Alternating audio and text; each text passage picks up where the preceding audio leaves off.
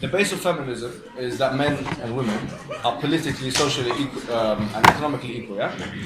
I say that generally that's more true than false. Okay? I personally say, yeah, that's okay. Why? How can I prove that Islamically? Rasulullah sallallahu alayhi wa sallam said in the hadith from Aisha radhiallahu anha, النساء شقائق الرجال, that men are equal to women. Hey, who's going to reject the hadith of Rasulullah sallallahu alayhi wa sallam? And this hadith is actually sahih and it's also generic. So it's generally true that men are more and women are equal, socially, politically, economically. Yeah? Okay. Everyone believes in exceptions. Feminists believe in exceptions, and Muslims believe in exceptions. Yeah.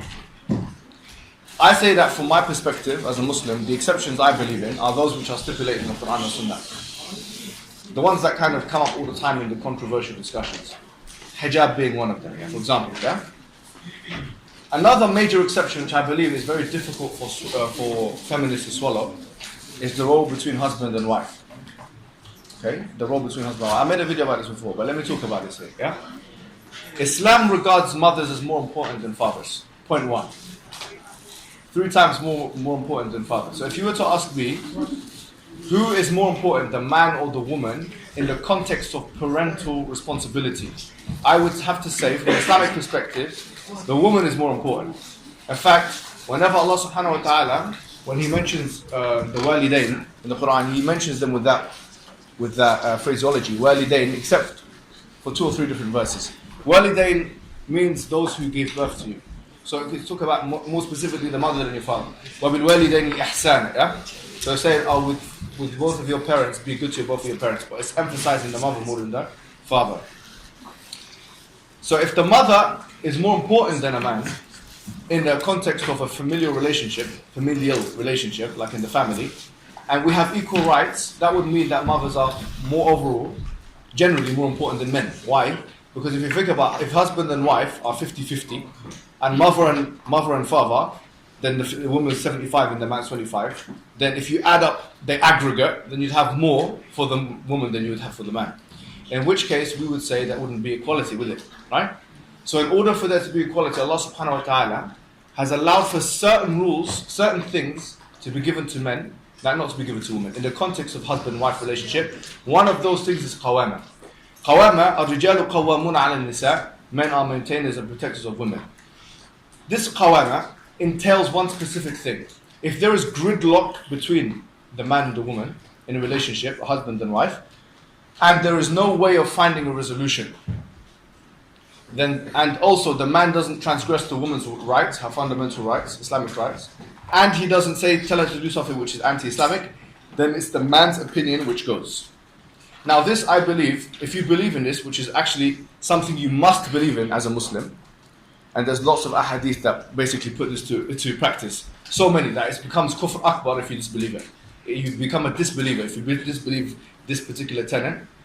If you believe in that, you've kind of come out of feminism, because feminism also dictates an equality in the domestic relationships between husband and wife. We say no, there is no equality there. Why? Because the mother has more superiority than the father, and the husband has more superiority than the wife. And if people don't accept that, then they have rejected Islam. So from that angle, it's easy for someone, so this is a really important point, yeah? I believe that you cannot be faithful to both traditions. If you understand the traditions properly, you can't be faithful to the Islamic tradition whilst at the same time being faithful to feminism. For that reason. But generally though, I would say there's like a Venn diagram. It's not black and white, and there's lots of overlap in between. So where there's parts of overlap is the equality. Generally speaking, the hukum in things like law is the same for men and for women. In things like spirituality, it's the same for men and for women. إِنَّ اللَّهَ لَا يُضِيعُ عَمَلَ عَامِلٍ مِنْكُم مِّن ذَكَرٍ أَوْ أُنثَىٰ بَعْضُكُم مِّن بَعْضٍ. Allah subhanahu wa ta'ala doesn't let to waste any of the good from any of you if you're male or female, and both of you are from each other. So the question is, how comes Islam allows the man to be more superior as a husband? Because he is, let's be honest, there is a degree of superiority there. In the case of divorce, for example, he can easily divorce more easier than the wife. The wife can divorce, but the man can divorce more easy. The man can marry 4 wives. That's not equality. Actually, that's not equality. You can't argue that's equality. That would be a false argument. They wouldn't argument. If you're a feminist Muslim and you say the man can marry 4 and the woman can't marry except for 1, and you're trying to say that's equality, that's a lie. There's a difference between justice and... Thank you. Yes. So here we have. So we both accept that there are certain exceptions. Yeah, you get it. So from that perspective, I think me and you agree now that feminism entails spiritual equality and, generally speaking, political, economic, and social equality. We agree generally, but the minutiae is where we disagree with the broad, the wide scale, like the feminist movement, because they wouldn't say that, for example, a man could, for example, have the final say in the marriage. They would say no, that you can't. Why should he? It should be complete equality. You get it? We say no. You don't even implement that in your parliaments. You don't. You have first past the post system, which, by the way, first past the post system is the least democratic system, and this is a bit technical. But they could have had AV. They could have had proportional representation. Do you know why they've chosen for first past the post? Knowing that it's less democratic, because they want a decision maker. Even if democracy is sacrificed, they don't mind having a decision maker there. They don't mind it. Why? Because they know that when you have a situation of gridlock and you don't have any decision being made, that creates confusion. That creates no movement forward. And as Muslims, we say to them, okay, if you allow that in your parliaments, why don't you allow it if you allow that on a macro level, why not allow that on a micro level? Yeah? If it works on a macro level and it works on that level, then why not micro? It should be the same logic, but then you'd have the question of who should have who should be the one, because it's a perfect democracy, man and woman, who should be the one to break the gridlock? We say the man. Why? Because the woman has already a higher influential power with the kids, and this is a big thing I did in my uni about what is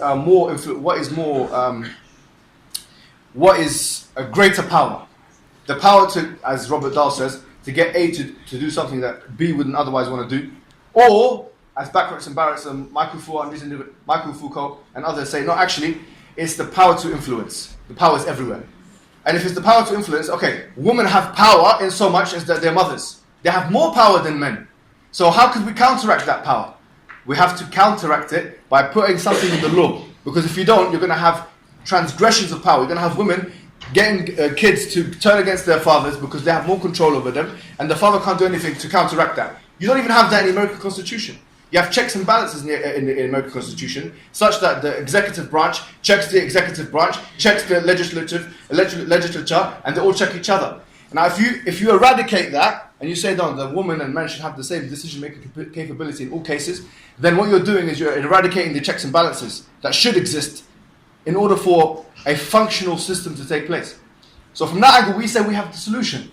This is their problem, and they don't have the solution. Look at just go home today and look at the divorce rates from 1960 to 2017 today.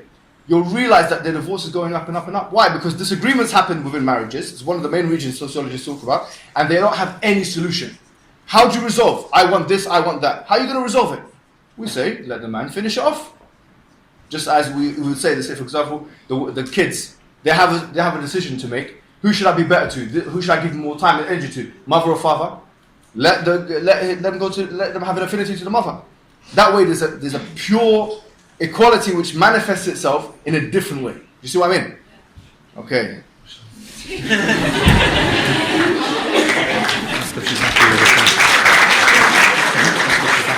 Are you happy? He's asking me. Are you happy? Okay. He's on the same page anyway. We're on the same page. Alhamdulillah. Yeah. And any questions out loud? Yes,